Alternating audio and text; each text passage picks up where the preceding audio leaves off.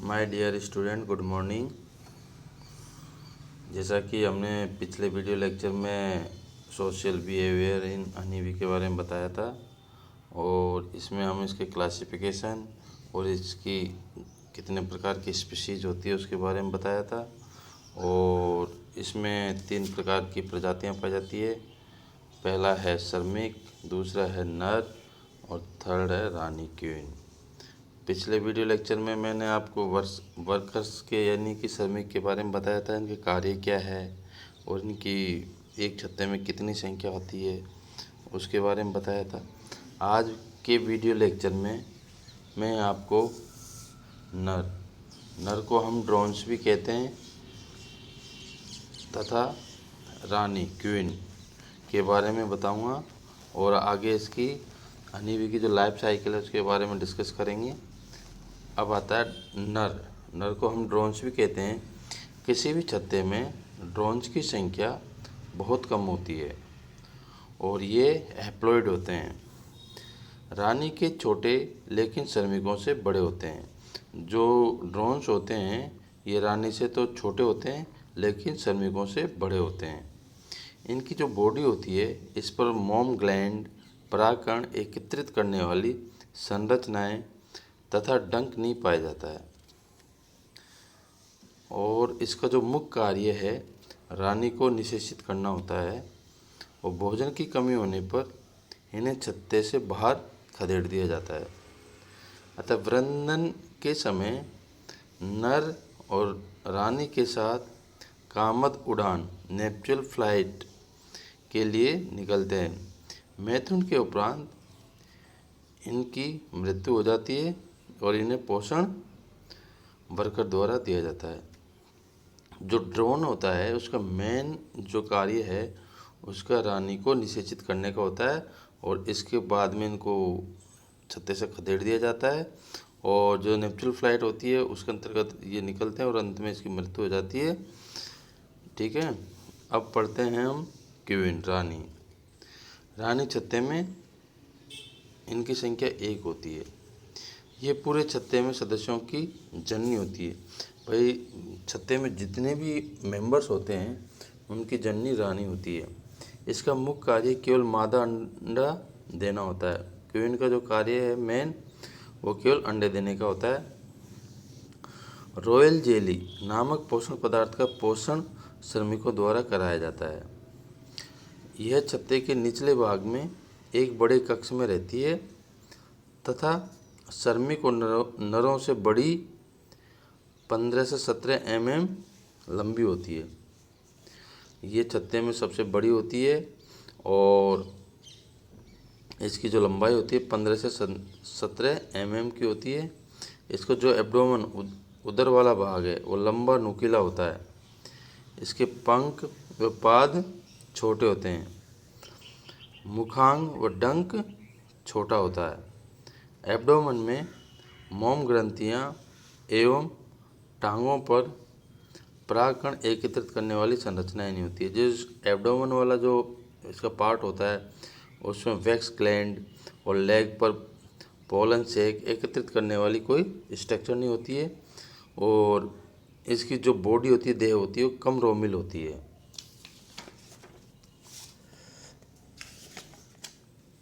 अब आती है लाइफ साइकिल। भाई इसका जीवन चक्र किस प्रकार से चलता है उसके बारे में बताऊंगा कि जो क्वीन होती है मैथुन की क्रिया के लगभग 3 दिनों के बाद अंडे देना आरंभ कर देती है, जो जीवन पर्यंत जारी रखती है। नर कोष्ठकों यानी सेल में अनिषेचित अंडे तथा श्रमिक व रानी के कोष्ठकों में निषेचित अंडे देती है। जो मेल होते हैं वह अनिषेचित अंडे होते हैं। श्रमिक और रानी के कोष्ठकों में निषेचित अंडे देती है। अनुकूल मौसम में जब मकरंद और परागकण फूलों पर बहुत मात्रा में होता है तो ये प्रतिदिन लगभग 1000 अंडे देती है। ये पूरे जीवन काल में 10 लाख अंडे देती है।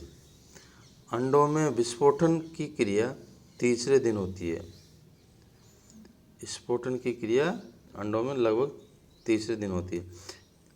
इससे समान लार्वा ग्रेप्स बाहर निकल जाता है, जो नेत्र, पंख, पाद रहित होता है। जो लार्वा जो गर्भ निकलेगा उसको हम क्या कहते हैं, उसके नेत्र, पंख और पाद रहित होता है। प्रथम 2 दिनों तक सभी प्रभेदों के लार्वा में रॉयल जेली नामक आहार दिया जाता है। प्रथम जो 2 दिन होते हैं, चाहे उसमें श्रमिक हो, चाहे मेल हो, चाहे फीमेल हो, सभी को रॉयल जेली नामक आहार दिया जाता है। रॉयल जेली शहद, परागकण, लार्वा ग्रंथियों के स्तरणों द्वारा युक्त पोषक पदार्थ होता है। जेली क्या होता है? जो शहद होता है, परागकण होता है, लार ग्रंथियों के स्तरणों, जो लार ग्रंथियों से स्तरण होता है, युक्त पोषक पदार्थ होता है, जो सेवाभावी श्रमिकों द्वारा अपने मुख से दिया जाता है। नर व श्रमिकों को तीसरे दिन जो मेल और जो वर्कर होते हैं उनको थर्ड दिन बी ब्रेड नामक पोषक पदार्थ दिया जाता है, जो परागकण तथा कुछ शहद की मात्रा युक्त होता है। रानी के लार्वे को पूरे समय रॉयल जेली दी जाती है, यानी कि 3 दिन तक तो चाहे मेल हो, चाहे फीमेल हो, चाहे वर्कर हो, सबको रॉयल जेली दी जाती है।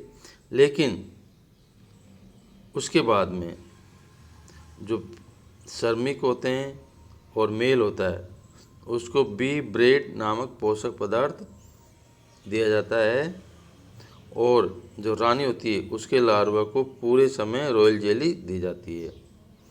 लार्वे को 1 सप्ताह तक श्रमिक लार्वा भोजन देते हैं। 1 वीक तक श्रमिक लार्वे को भोजन देते हैं। इस दौरान कई बार निर्मोचन, माउंटिंग की क्रिया होती रहती है। श्रमिक शहद, परागकण बंद कर देते हैं। इन पर मोम के ढक्कन लगा देते हैं। श्रमिक होते हैं वो शहद, परागकण बंद कर देते हैं और इन पर वैक्स के ढक्कन लगा देते हैं। इन कोष्ठकों से प्यूमा बाहर निकल जाता है।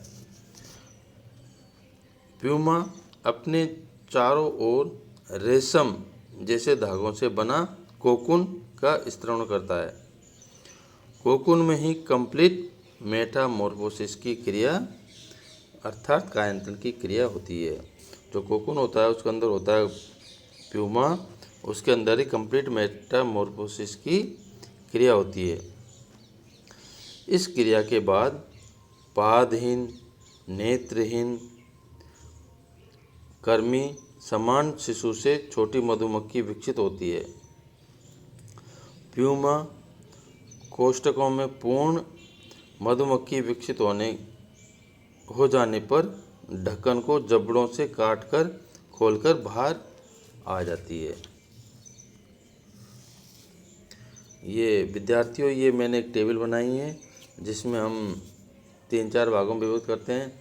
फर्स्ट आता है स्टेन, यानी प्रबंध लिए गए हैं, फिर एग की संख्या है, फिर लार्वा है, फिर प्यूमा है, फिर डेवलपमेंट इन डेज, इनका जैसे क्वीन, ड्रोन और वर्कर होता है, इनको डेवलपमेंट होने में कितना समय लगता है उसके बारे में बताया गया है। जैसे कि क्वीन है, क्वीन के मान ली 3 एग है, उसका लार्वा कितना लंबा होता है 5.5 और प्यूमा होता है 7.5, यानी कि लार्वा से जो प्यूमा होता है वो बड़ा होता है, इसकी डेवलपमेंट की स्टेज है। यानी कि कुल मिला के है कि एक क्वीन को डेवलपमेंट होने में लगभग 16 दिन लेती है। जो नर होता है, ड्रोन होता है, उसको 24 दिन लगते हैं, और वर्कर होते हैं, श्रमिक होते हैं, उनको डेवलपमेंट होने में 21 दिन का समय लगता है। क्वीन का जीवन काल 3 से 5 वर्ष तक होता है। जो क्वीन होती है उसका जो लाइफ है वो करीब 3 से 5 वर्ष तक की होती है।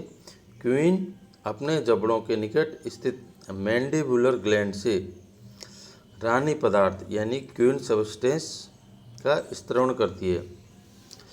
ये फेरोमोन युक्त पदार्थ सभी प्रभेदों यानी स्टेज के छत्ते में अनेक प्रकार से प्रभावित करता है। रानी के वृद्ध होने पर इस पदार्थ की मात्रा में कमी होने लगती है तथा नई रानियों को जन्म देने व मैथुन उड़ान बढ़ने की क्रियाएं होती है।